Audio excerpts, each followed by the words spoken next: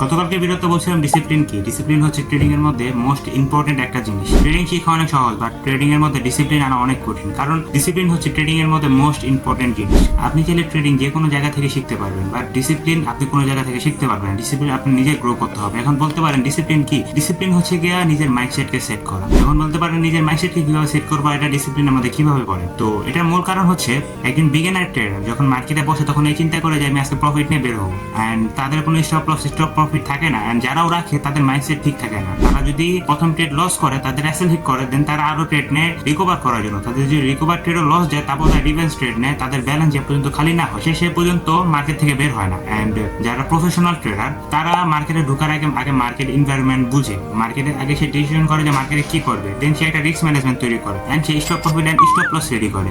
তো একজন ট্রেডার যদি স্টপ লস এন্ড স্টপ প্রফিটটা মানায় চলতে পারে, তাহলে সে ট্রেডিং এর মধ্যে অনেক কিছু আগায় যাবে। এখন বলতে পারেন স্টপ লস স্টপ প্রফিট এটা তো নর্মাল, এটা তো যে কেউ মাইন্ডসেট করতে পারে। তো এটা আসলে ভুল।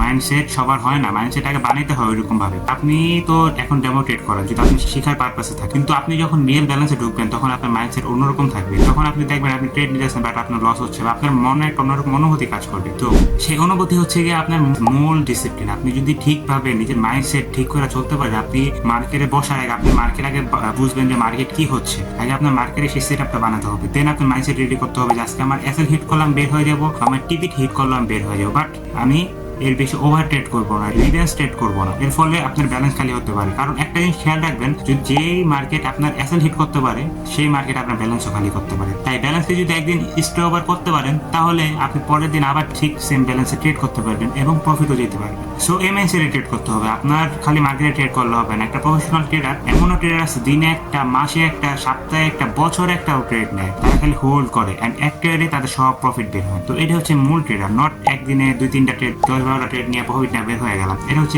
বাইনারি ট্রেডার যারা আছে, যারা কি বলতে গেলে জুয়া খেলে, তাদের অবস্থা। বাট রিয়েল ট্রেডাররা কখনো এটা করে না। রিয়েল ট্রেডারের সর্বোচ্চ একটা ট্রেড একদিনে যদি লস হয়, বাস আমি মাইনা নিছি মার্কেট আমার লস দিচ্ছে, প্রফিট দিলাম মাইনা নিছে মার্কেটে প্রফিট দিচ্ছে, আমি আগামীকাল ট্রাই করবো। আগামীকাল লস সমস্যা নাই, পরের দিন ট্রাই করবো, বাট মার্কেট আপনাকে প্রতিদিন লসে আনতে পারবে না। এন্ড এটা সবচেয়ে বড় শিক্ষা, আপনি যেদিন লস করবেন আপনার ওই দিন হবে সবচেয়ে বড় শিক্ষা আমি কেন লস করলাম, এটা আপনার বাই করতে হবে। তো এটি হচ্ছে ডিসিপ্লিন। আপনি না চাই তো আপনার সেটা মানতে হবে। দেখেন ডিসিপ্লিন, একটা ট্রেডার যদি ডিসিপ্লিনে না আসতে পারে, সেই ট্রেডার কখনো প্রফিটেবল ট্রেডার হতে পারে না। সো এটাই মূল কথা। আপনি যদি প্রফিটেবল ট্রেডার হইতে চান তাহলে ডিসিপ্লিন মানেন, ইনশাল্লাহ বলতেছি আপনি প্রফিটেবল ট্রেডার হবেন। এন্ড হচ্ছে গিয়ে আপনাদের জন্য আমি একটা ফ্রি ট্রেডিং শেখার জন্য কিছু একটা আনতে যাচ্ছি, যেটা দিয়ে আপনারা কিনা ট্রেডিং অনেকখানি ইজি হয়ে যাবে আপনাদের জন্য। এন্ড আদার্স উল্টাপাল্টা কারো কাছে ঘুরতে হবে না এরপরের থেকে, ইনশাল্লাহ আমি বলতেছি। তো সবাই আমার ইউটিউব চ্যানেলটা সাবস্ক্রাইব করে দিবেন, এন্ড যারা টিকটকে দেখতেছেন সবাই টিকটকে ফলো করে দেবেন, বেশি বেশি কপি লিঙ্ক করে দিবেন, এন্ড কমেন্টে জানাবেন যে কেমন হয়েছে আমার ভিডিওটা।